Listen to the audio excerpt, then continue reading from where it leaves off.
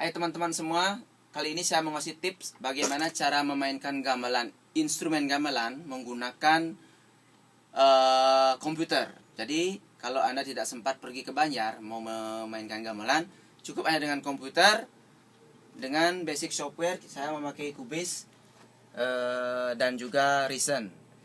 Salah satu contoh sampling yang saya mainkan di sini ada Gangsa, bisa didengarkan.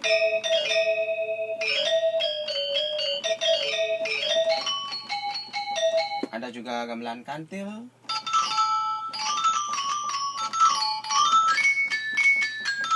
Ada jubag.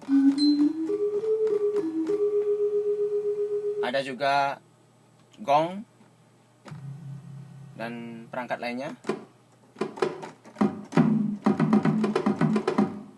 Dan juga ada gamelannya reong.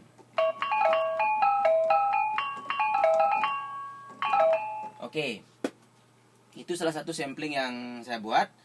Sekarang saya perdengarkan salah satu contoh hasil musik sampling menggunakan Cubase dengan Reason.